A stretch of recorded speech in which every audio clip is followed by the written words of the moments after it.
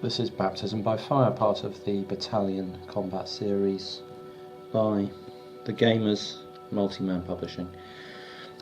This is the second in the Battalion combat series. The first was Last Blitzkrieg, which came out last year. I do have a copy. I picked it up quite recently, but I was sort of holding off on getting into this series until this game came out, because it was a smaller 2-mapper, lower counter density, not as full on, and I was hoping that it would be slightly easier. I have to say, my initial impressions are that these rules are not yet at the same finely honed, clear level of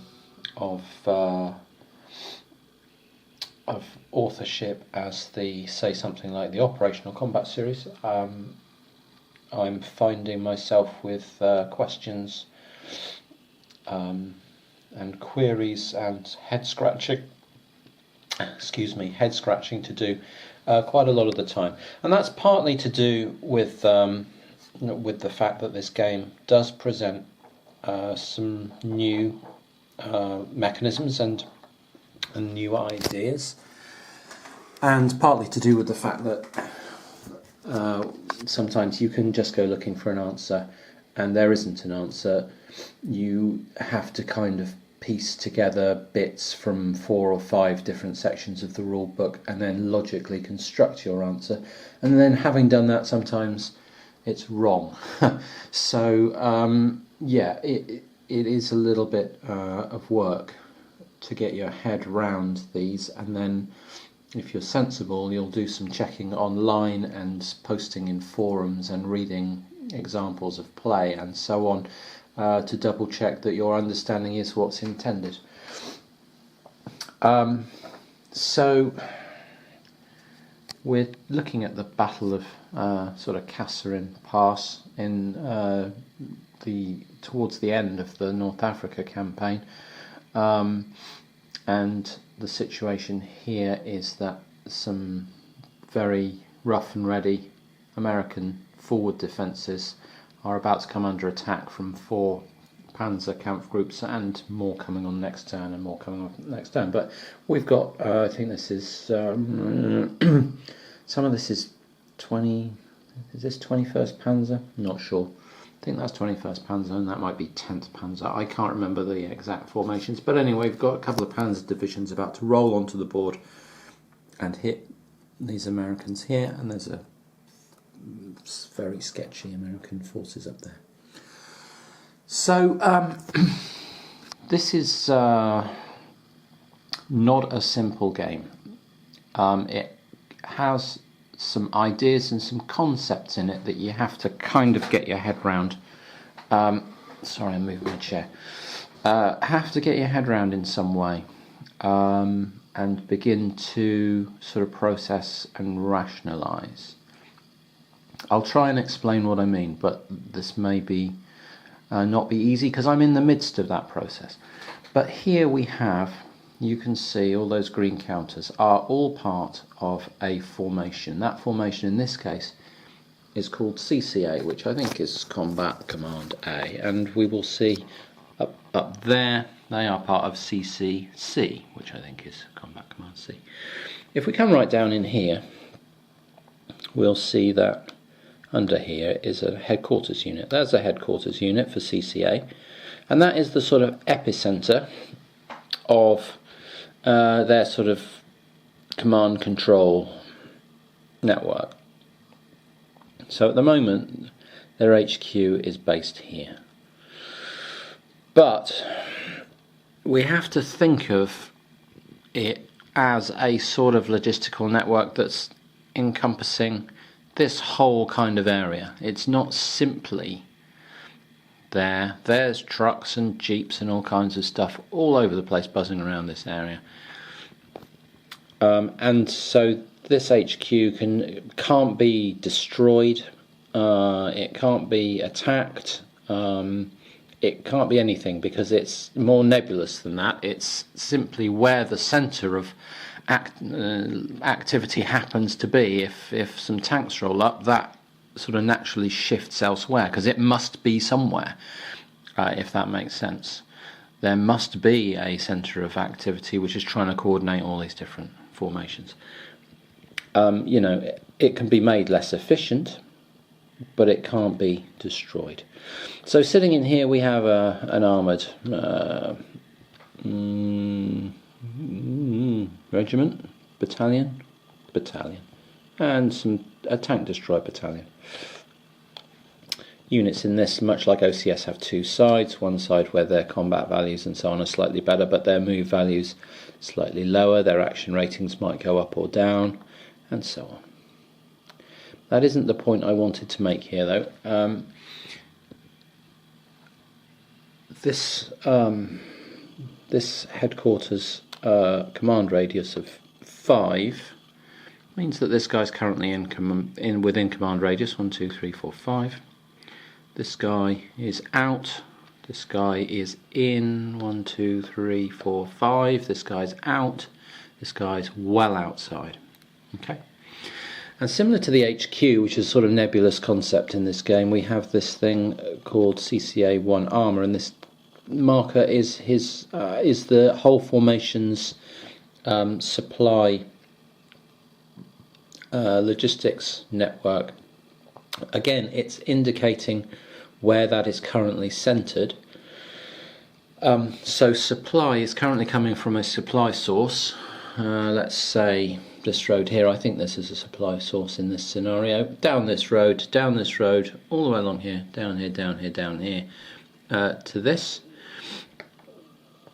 And then it's coming down this road network and maybe down here to the HQ, but it could also be dropping down one of these tracks and along here to the HQ, and so on. But were German tanks to roll up here, this would just ping back here, just showing that the supply network requirements had changed. It couldn't be attacked. It's merely it's a sort of indicator of how good or how well connected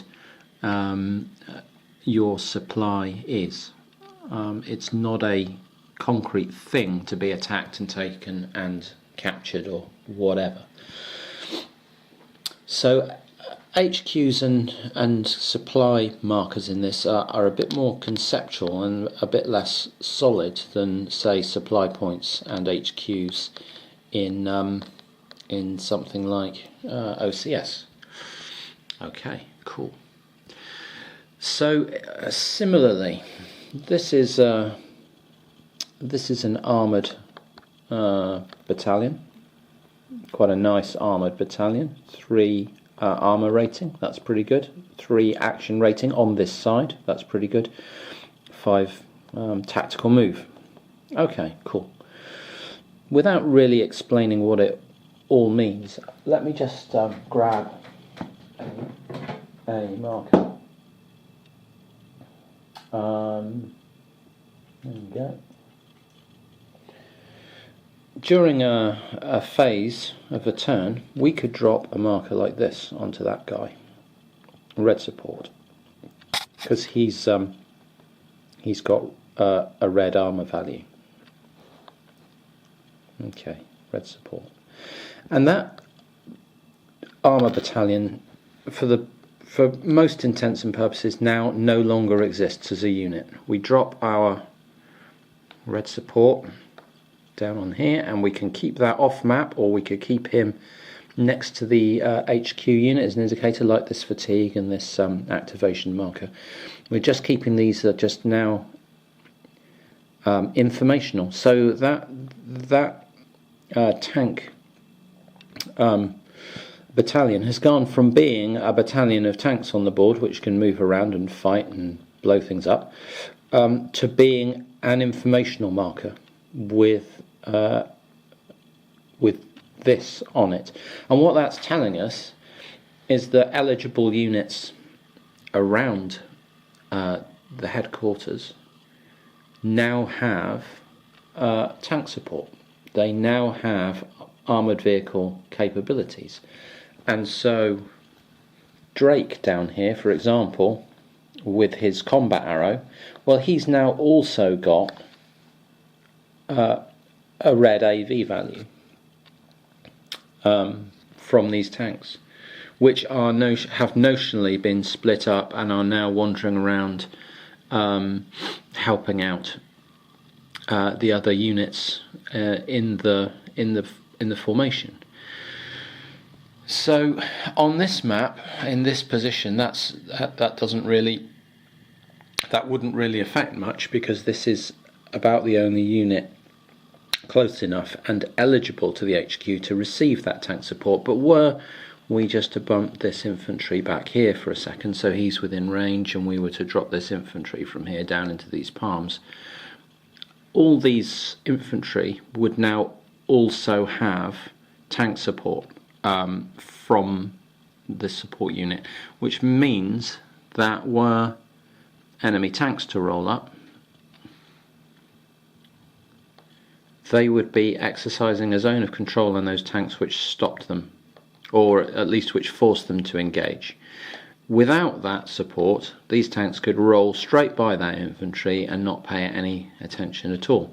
But now that they have got their own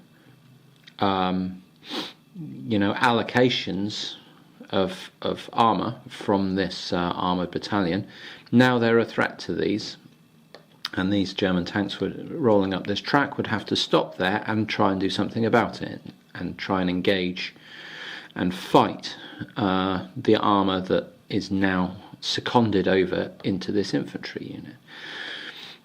So without really going into the details of how all that happens, what that means is that your formations are not, you can't think of these counters as a discrete unit in a discrete area just doing a thing in its 1 kilometer hex. They can be representing a network which is extending in the formation zone of influence and projecting it at anything that's coming at member units of the formation. So these formations are, conceptually very much different from what you might be used to, certainly what I'm used to, in quite cool ways. That is all very, very plausible, it seems all very sound.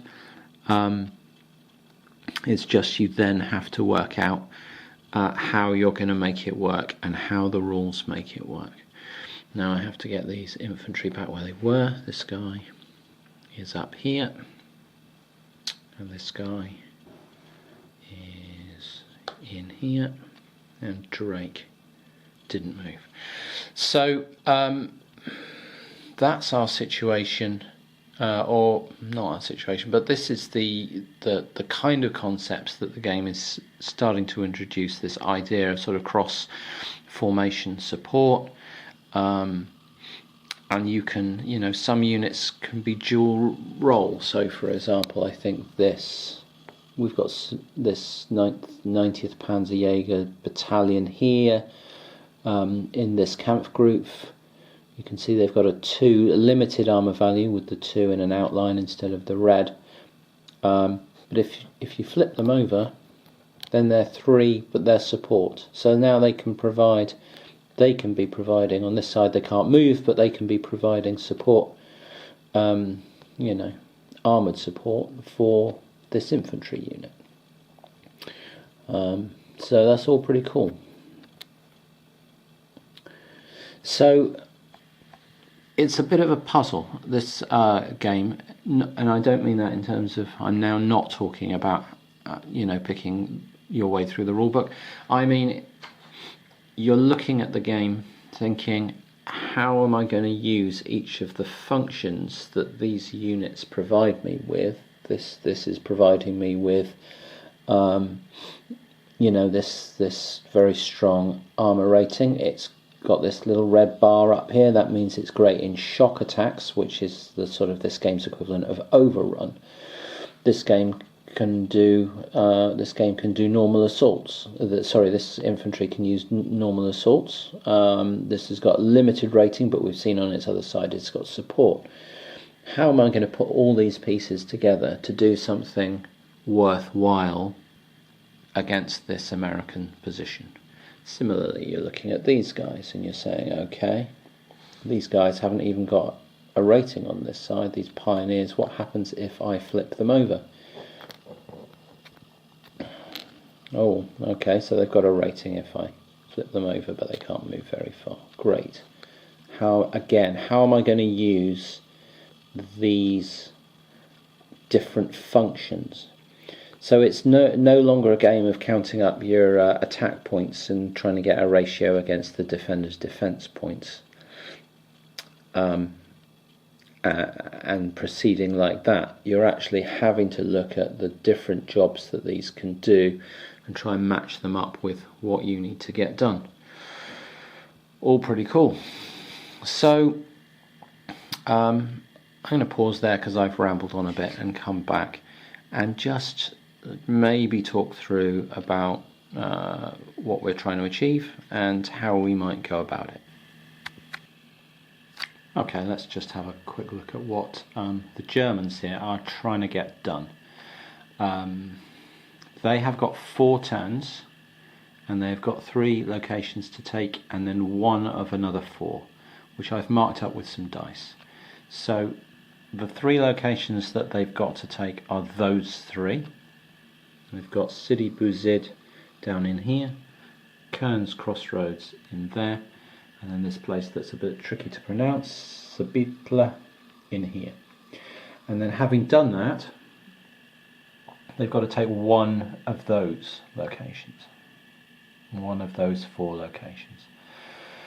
So you can see from that that the first order of the day is to take this road. So you can see that there's a big road running all the way up there, straight towards their main objective, or one of their main objectives.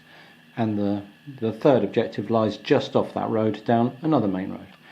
The Germans are going to come on here at points F, and these 2 camp groups are going to come on here down along point G, but their supplies are going to be coming in. That's going to be their supply source to begin with. So their supplies are going to be coming in along this road, again aiming up towards this objective. So the first thing to think about is, does this American resistance really represent anything of a threat to us at all? Special rules mean that these guys, especially that guy there and this guy up over here, pretty much have to stay where they are. They're in mountains, which is good terrain for infantry to defend in. And they are exempt from certain supply rules, which would mean they would start immediately taking step losses for being out of the command range of their HQ. So, but those only apply. Those exemptions only apply if they stay in their starting hexes. So these guys are sort of locked in to their starting positions. It's difficult to know whether that is going to represent any sort of threat to us, the Germans, as we come on. For example, if this guy does decide to jump out into here, is that going to completely shut down our supplies? And if it does, will we be able to recover? Because he'll be out of supply as well and losing steps for being out of supply. Will that throw a spanner in the works, or will we be able to trace an alternate supply source from somewhere else, like up here and up here, and just re-establish supply? And are these guys pretty much an irrelevance, or do we have to do something about them? I don't know. However, what I can see is that I would like to barrel straight up this road, smash this single step of armour out the way, carry on barrelling up this road, and demolish this. That would be a great start to our operations to try and capture that. And then if we've got more guys rolling in from this area, surely they ought to be able to take care of these units and the attempts to take Sidi Bouzid. Longer term, I would like to establish the supply for these guys on this road here, if I possibly could. If I could get our supply coming for these two camp groups coming in from here and coming up this road and then supplying them up that way, that would make me happy. And the reason for that is that you start taking penalties if too many formations are trying to truck their supplies, have their supply sort of networks running along the same roads. Now these brown or tan units can combine can use the same roads without penalty. They can combine their formations without penalty. They can buddy up without penalty. Similarly, with these two camp groups over here, they can do the same. But I don't want to be mixing up the yellow and the tan if I can possibly avoid it. Those are discrete sort of corps or divisions, and they don't mix well either in terms of the actual combat units or their supply sources. So yeah, I want to barrel along that road as far as I can get, smashing everything out of the way if I possibly can, and I want to roll some camp group on here up towards Sidi Bouzid and capture it. Down here is a something screening. This is a new rule for baptism by fire, and it just means that you can put recon units into a more passive mode, but one in which it's harder for them to take casualties. So they can trade off casualties for retreats in certain circumstances. And yeah, they can't initiate attacks. So this is quite a potent unit as it happens, because it has an assault capability and it has an armour value. Good movement rating, 3 steps. It's a pretty decent unit. The Americans don't want to throw it away. It has nothing on its rear side, so that is all its capabilities. But that's pretty good. You know, assault value and an armour value and 16 movement, 3 steps. It's decent. I want to keep that alive if I'm the Americans, very much so. And as the Germans, I'd quite like to, pick it off. We'll see whether they can do that. What I don't want to do is get distracted by it and end up chasing that recon unit around the desert instead of actually going up here and dealing with my actual objectives. And I feel, this is what I was saying a little bit before about this infantry, I feel very much the same way about that infantry as well. I want to apply the minimum levels of sort of resources to dealing with those and not get sidetracked by them. Yeah, so there it is. Now let's see if I can do an activation mainly, maybe on video, just to give an indication of how this kind of stuff is working. And we won't see many of the moving parts at all, because this is a sort of simplified version of the game. So I think last Blitzkrieg can show much more involved examples of formations working in very coordinated ways, whereas this open desert and small formations and limited number of units isn't going to show off the system in quite the same way. But still, let's do what we can. Okay, so here we are with Baptism by Fire by the Gamers, MMP. So normally the start of a turn would feature a few phases. A reinforcements phase, while we've just put everything on the map. A weather phase. By special rule, the weather on the opening day is clear, so we've got the weather marker on the no rain box. Then we would do a first player. No, we wouldn't. We'd do an assignment phase where you could put stuff into support, but again, there's no support. There's no phase for this. No assignment phase in the first turn of any scenario, so we can't we can't just start throwing units, our armour units or whatever, into support to support our infantry, because it's just not allowed.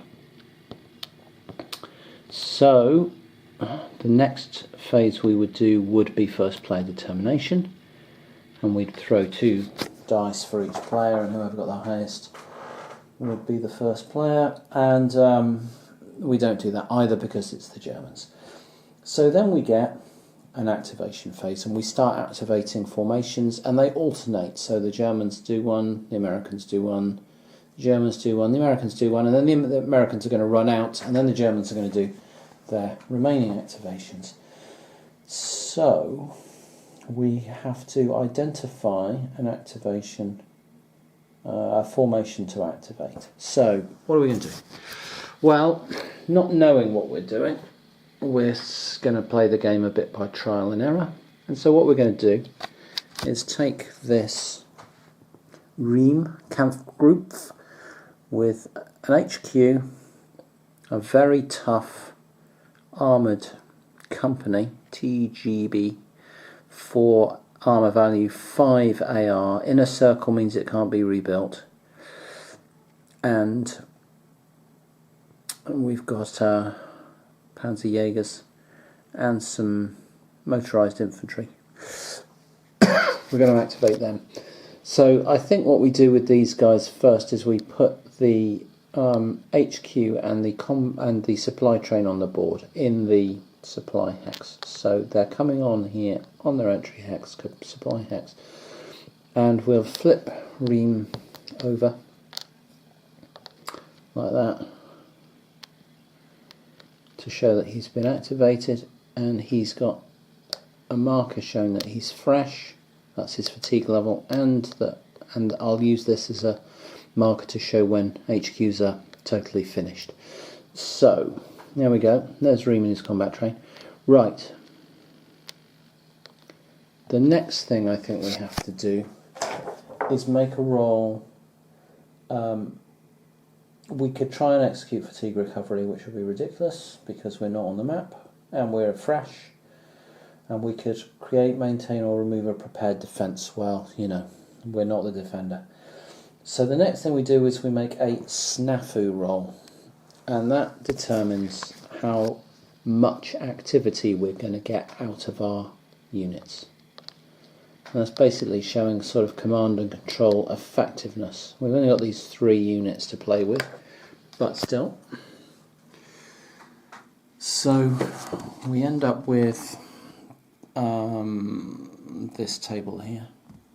We need 7 or more to pass our snafu, and this here tells you what you can and can't do depending on what results you get. But let's just make a roll. We're going to get +1 because the Axis gets a +1 in its first turn in this game. So game specific snafu is +1. We're fresh, that's another +1, that's +2. We count as, I believe we count as optimal distance.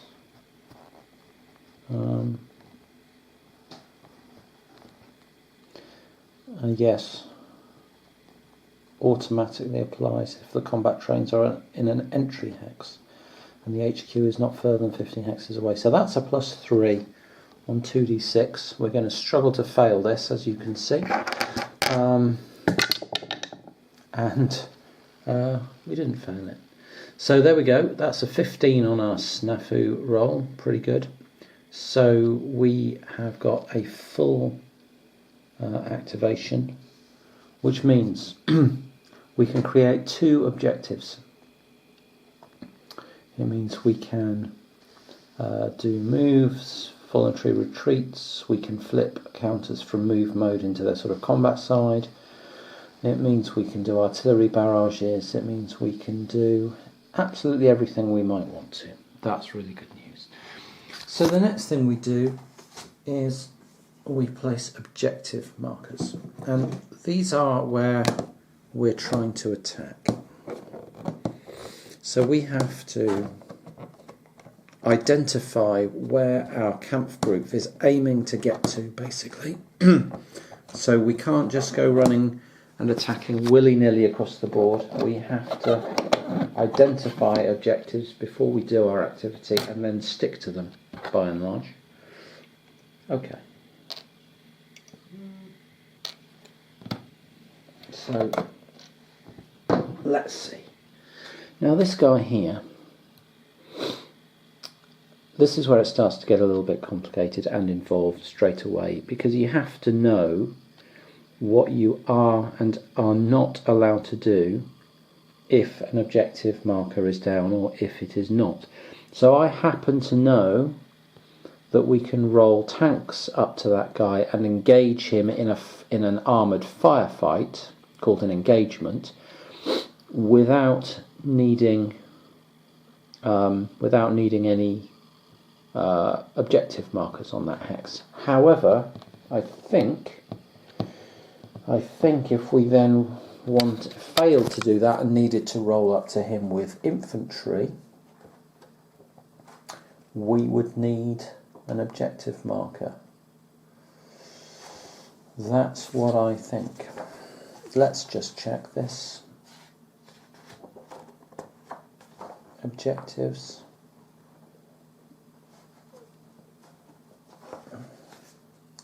Certainly if we wanted to bombard him,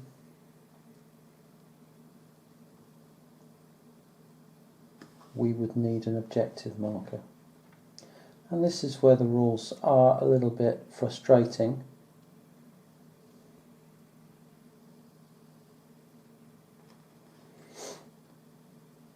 Yes, I think we need an objective marker to attack, engage, attack by fire or barrage. So if we want to assault him with our infantry, we need an objective marker. If we want to fire, roll an HQ close to him and then zero in some artillery barrages on him, we need an objective marker. If we just want to roll tanks up to him and try and blow him away, we don't. Okay. Well, let's assume that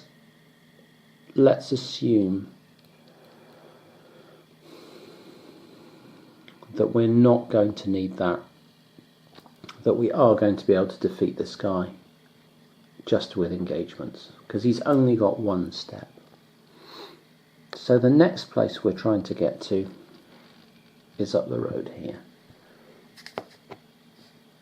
So what we're going to do, for good or for ill, is mark this up with both our objectives, and if you put both your objectives on the same hex, you get small bonuses, but small bonuses can make all the difference. So there we go, we'll drop double objectives onto this hex here, Kearns Crossroads, and we're aiming to roll all the way up this road and blow this guy away.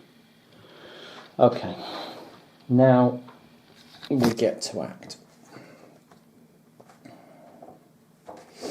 So having done that, we get to start activating our stacks, and we can do pretty much what we like that's legal in any order until they run out of sort of things that they can do. And there's certain things that stop you, but you can still attack, and certain things that don't stop you, and so on. And again, you have to know how all these different things interact.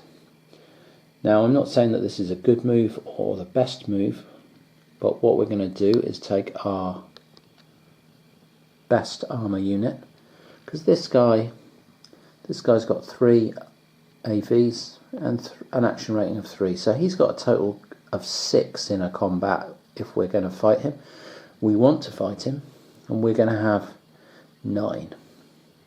We could start this way up and have 10 and a range of 2, but this guy, this is a village, and you can see here we've got a range of 2, but we'd only have 3 movement. That would be half 1, half 2, half 3. I don't think the entry hex counts. I think you start as if you're in the entry hex and count from there. That's the way I read the rules anyway. So I think we could make it up there in our better attack side.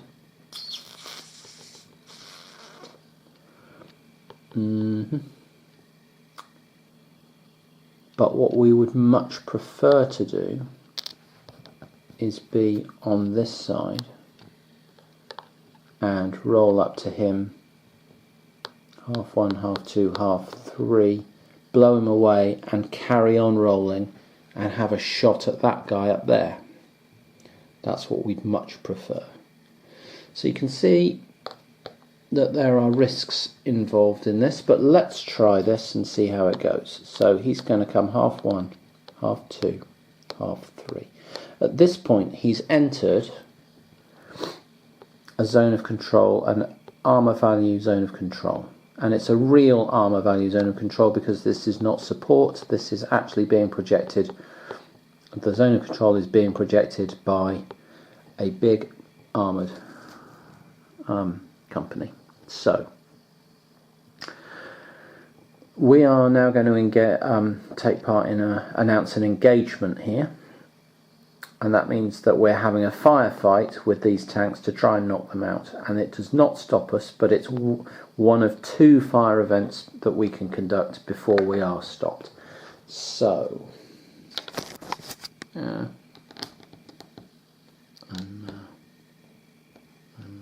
I'm catching other units on the board with my hand while I'm manhandling the camera. Okay, so in here we'll take a look at the combat table for engagements. I'll just bring that on the map here, the engagement table. So the base for each side is its AV plus its action rating. So we have a base of 9, and the American group has a base of 6. It's not a double objective zone. We are not limited AV value, and neither are they. There are no multiple supports, so we're just on a +3, and we're rolling on that table there. 2d6 +3, and we have got a good result. We've got a 9 +3 is 12. And that is a target loss and retreat. Well, they only have one step, so they are gone. Boom. They would retreat, but there's no need to. So 1, 2, half 1, half 2, half 3. Let's keep these rolling then. Half 4, half 5, half 6, half 7, half 8 and a half, and they're now in here, and they're now going to conduct their second fire action, which is going to be an engagement against these guys, and they have a base of AV2 plus an action rating of 2 is 4. We have 9. We're on a +5. It's a double objective zone. That gives us +1, so that's +6. So anything other than a 2 is a target loss and retreat result. So we have to inflict a step loss on these guys. They have 6. You can see they have 6 steps, so they're not a fragile unit. So we drop a 5 under them, and then there's some retreating that has to go on, and this will get a little bit complex. I will move the sheet out the way. So as far as I understand it, the retreat rules mean that this Kern CCA will attempt to retreat away from the attacking unit but towards its own HQ. And its HQ is back down here in Sidi Bouzid. So it would make sense for it to, and it retreats 3 hexes. it doesn't take any sort of losses for this because it's got a tactical movement rating, so it's got all the freedom it likes to manoeuvre out of harm's way. So it's going to retreat 3 hexes here, here and here, trying to make it back towards its headquarters. This is the supply train, and this is only a notional unit, as I've sort of discussed in the past. And this bumps back 10 hexes, 1, 2, 3, 4, 5, 6, 7, 8, 9, 10, towards the group's supply source, which is up here, or it could be right down here in this bottom corner of the map, and it can also be right up there in the top corner of the map, but we'll retreat it towards that supply source at Sabitla, or to the rear of Sabitla. And that means that this guy is now stopped, and I think he's also finished. It really doesn't matter because there's nothing around for him to do. The only other question is, does he get to advance after combat? And for that I'm not entirely sure. I don't think so if you've just done an engagement. I'm not sure it's in the engagement rules. It might be part of the retreat rules. Really not so clear to me.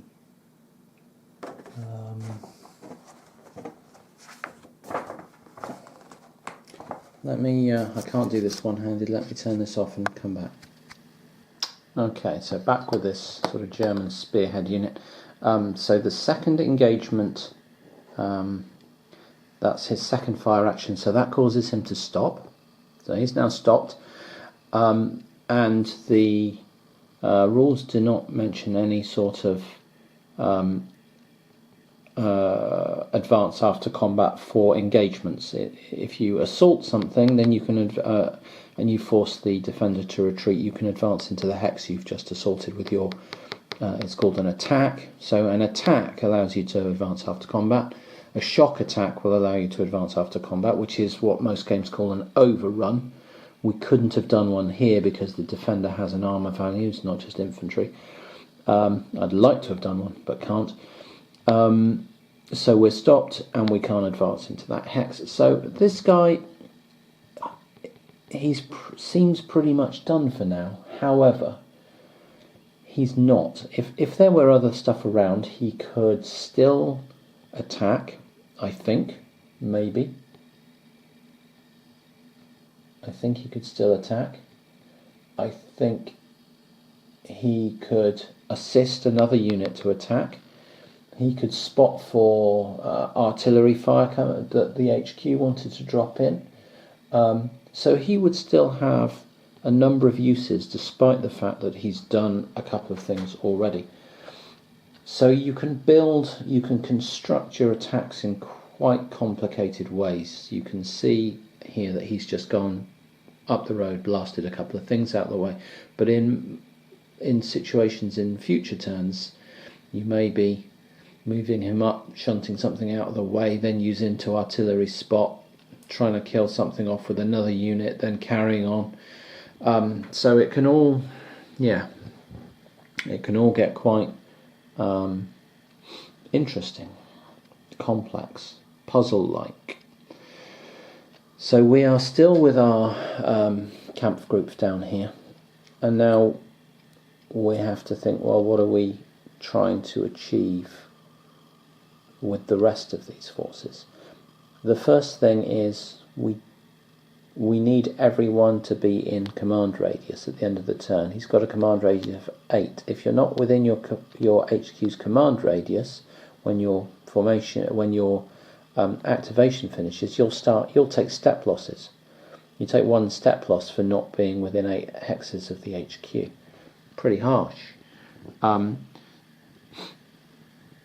And while I mention that, it's interesting to note that step losses in this game We're used to step losses representing casualties, but in this game, step losses don't denote any reduction of fighting capacity. In other words, this guy who starts with 6 steps, he could be flipped with this counter underneath him.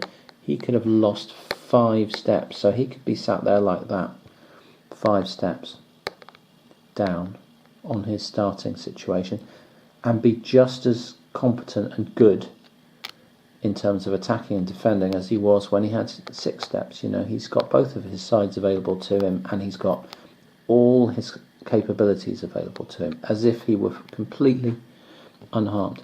So step losses are not representing some,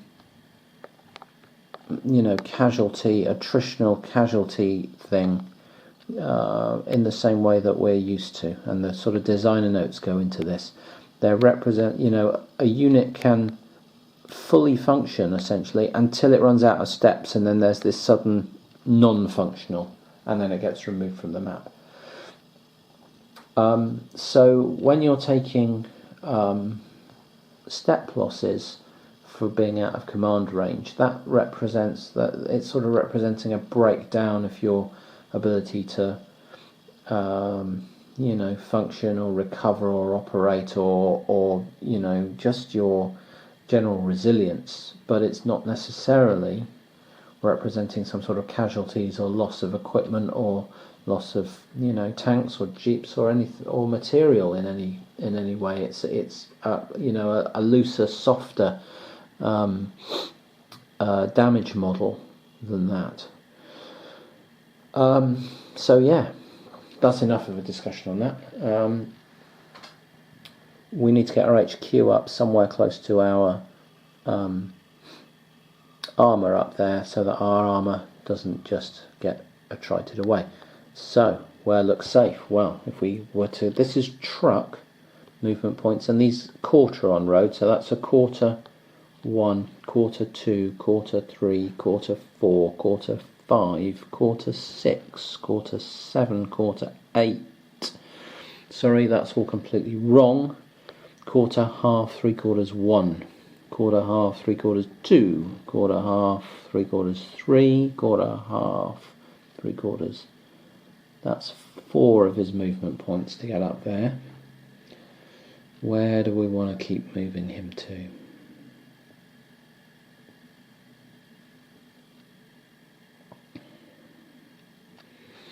Let's say we were to put him 1, 2, 3, 4, 5, 6, 7, 8 hexes there. Would that be 1, 2, 3, 4, 5, 6, 7, 8? 2, 3, 4, 5, 6, 7, 8. Let's say we were to put him there. We could then extend to 1, 2, 3, 4, 5, 6, 7, 8. We couldn't quite capture the city and stay in command radius, which is annoying.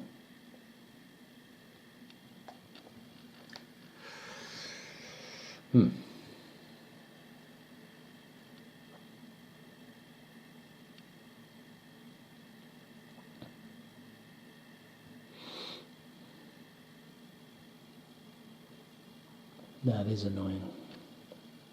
So now there's a question as to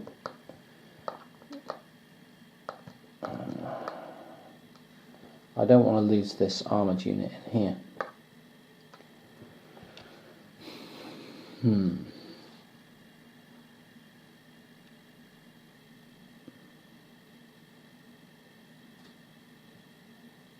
So the next question then is, do we have to have a rethink now that we've opened the roads up?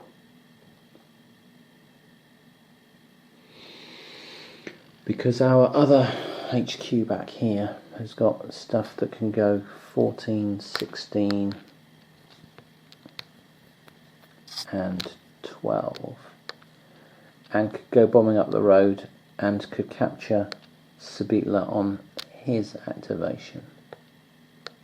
So if we thought that we could block off the Americans from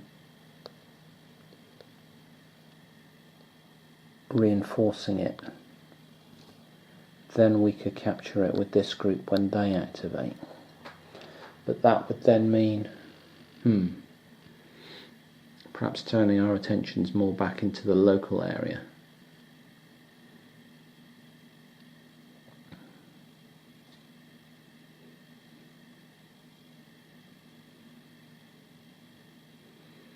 Interesting. Well, firstly, we're going to keep moving our HQ, and we're certainly not going to leave it out in the open there, so it can at the very least be stacked with our armour that's under there.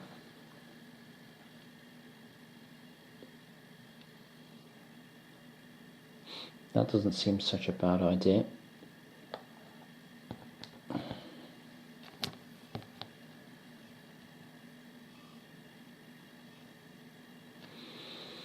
So next question is, what do we do with the rest of this stuff?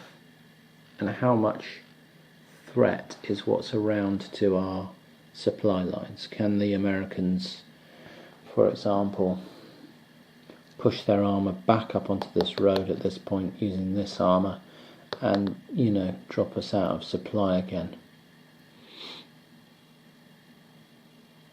I don't quite think they can, but I think they could do a job of making it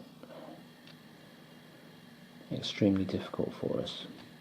I think in that case our supply could shift up round here and all the way up round there, and we would actually have a valid supply line, but it could be extremely tenuous, especially if these guys then dropped down onto this crossroads and made that impossible to use. So, how seriously are we going to take these guys?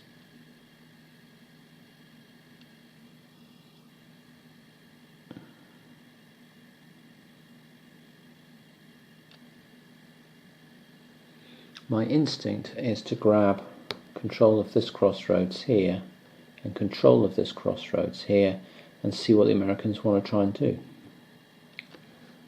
Just because this 335 armoured unit in here, and I don't know what's underneath it either, and I'm not allowed to look, but I'm on an even shot engaging that with this 2-4. That would have a 6 in total on combat, and the Americans have got a 6.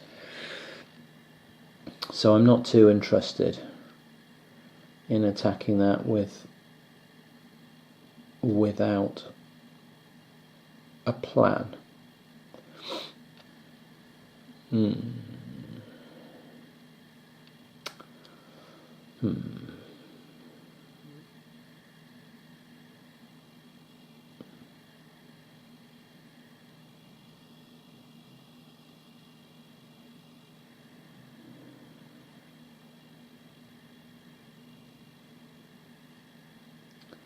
So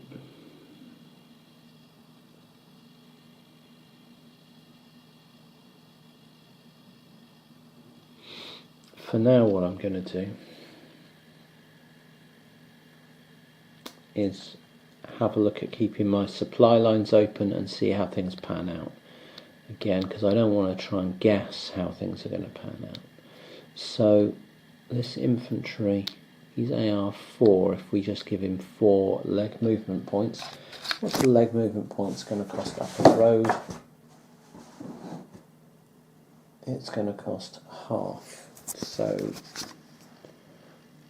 this guy can come half 1, half 2, half 3 and a half and sit in there.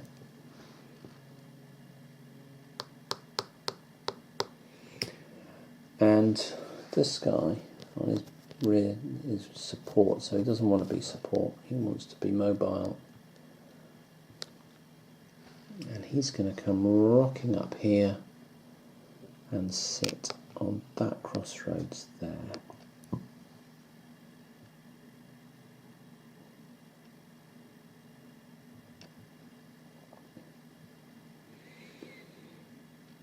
Yeah. Okay. So what I now haven't planned for at all, but we'll sort of take it in our stride if it happens, is that we can now attempt to get a second activation. I think first we have to roll for fatigue.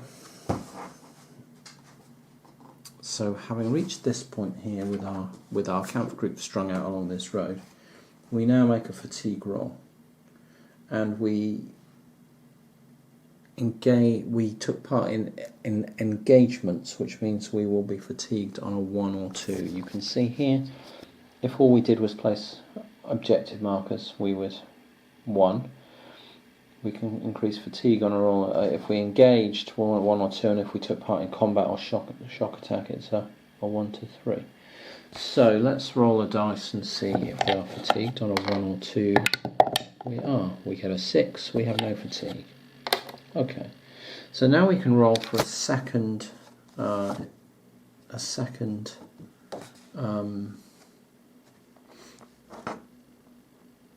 activation, and that all got very unfocused for a second then.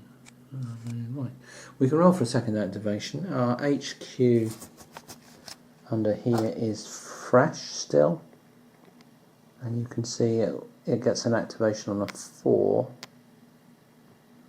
I'm fairly sure that the fresh might give us a +1.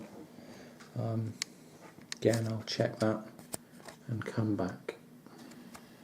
Yep, so all that's correct. You try and roll more than a 4 and you've got a +1 if you're fresh. So here's his second activation attempt. He's got a 3 +1 is 4, and he has a second activation. Okay, so the way I'm marking that is by flipping his activation marker over to its unused side, and that shows he's no longer available for activations. I'll flip his HQ back face up. We know what we're doing, and so we can now continue with Reem.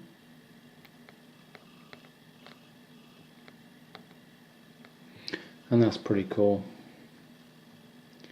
That is pretty cool, because it means that we're just going to pile up this road and to hell with it.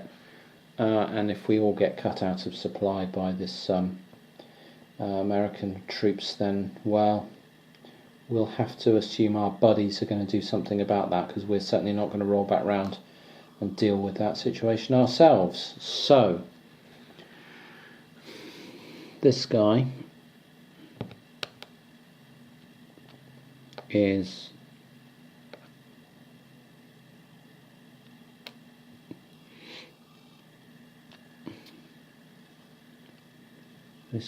going to push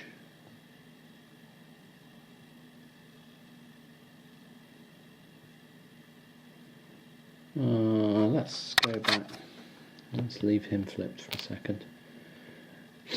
Have a think about this, and I need to sequence things as well, so I just need to check when our combat train might move, because we're going to start losing a good distance between our HQ and our combat train. So, and we probably have to make a snafu roll as well, one of those, so let's do all that and I'll come back. Okay, so I finished that activation off camera, just to, because I'm aware I've rambled on forever. And this is where we ended up. So I've got the armour unit here and the other armour unit here, and the HQ under there with its infantry on top of it. I don't think they have to make a fatigue roll, because they didn't even put objective markers down. They just rolled up the road and captured the city. So they're still fresh. I flipped their formation marker to show they're no longer available, and they forced the combat train unit back there. I'm not quite sure whether it should have retreated maybe down in this direction, tried to get on this road, not sure, work that out in a second. But that is the that is the situation. So the camp group's Reem is relying now on this road staying open to all the way back down here and then down to a supply source to keep itself in supply. So anything closing that down and it probably has significant problems. So yeah, the rest of the German forces are now going to have to do what they can to keep Riem in supply here. But given that they've got more activations than the Americans, in other words, the Americans can activate now, and then the Germans can activate again, and the Americans and then the Germans get 2, they should be able to keep that. I'm hoping and assuming that they can keep that road open. If they can't, there's going to be whole heaps of trouble. Yeah. So that is just a little taster of baptism by fire, and I'm going to stop filming here, figure out what to do, and probably stitch this all together, because I guess it's quite long by now.